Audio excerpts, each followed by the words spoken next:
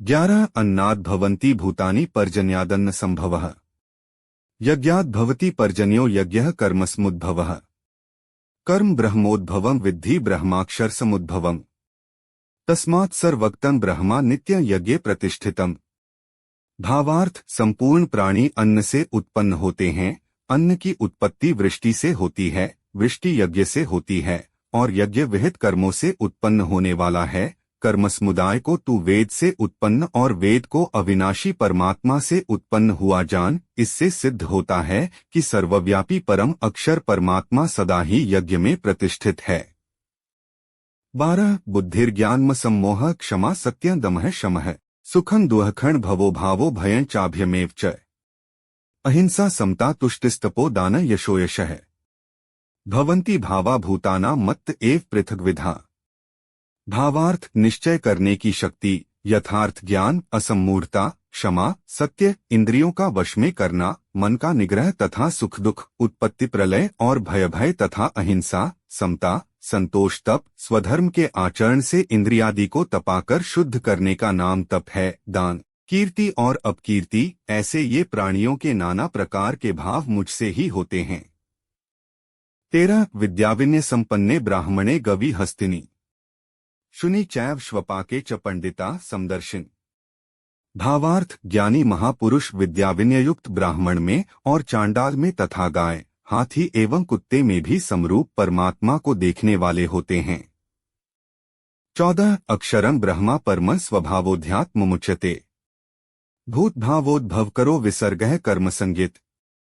भावार्थ श्री भगवान ने कहा, परम अक्षर ब्रह्मा है। अपना स्वरूप अर्थात जीवात्मा अध्यात्म नाम से कहा जाता है तथा भूतों के भाव को उत्पन्न करने वाला जो त्याग है वह कर्म नाम से कहा गया है। 15 यदा ही नेन्द्रियार्थेषु न कर्मस्वनुषज्जते सर्वसंकल्प संन्यासी योगारूढ़स्तदोच्यते।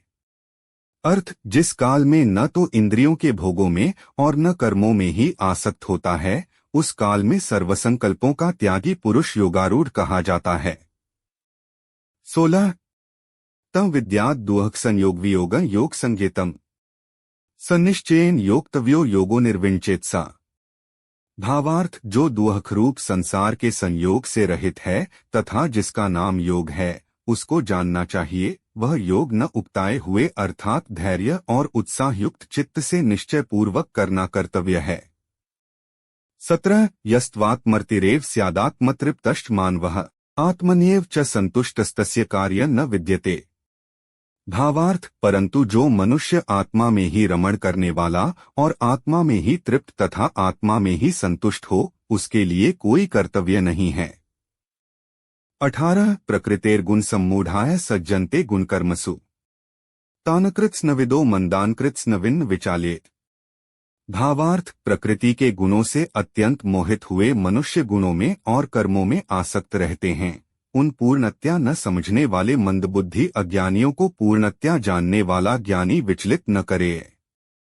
19 अंतकाले च मामेव स्मरन् मुक्त्वा कलेवर्म यह प्रयाति समद्भावन याति नास्त्यत्र संशयः। भावार्थ जो पुरुष अंतकाल में भी मुझको ही स्मरण करता हुआ शरीर को त्याग कर जाता है वह मेरे साक्षात स्वरूप को प्राप्त होता है, इसमें कुछ भी संशय नहीं है। 20 नाश्चर्यमिदं विश्वं न किंचिदिति निश्चयी निर्वासनः स्फूर्तिमात्रो न किंचिदिव शामेति। भावार्थ अनेक आश्चर्यों से युक्त यह विश्व अस्तित्वहीन है ऐसा निश्चित रूप से जानने वाला इच्छा रहित और शुद्ध अस्तित्व हो जाता है, वह अपार शांति को प्राप्त करता है।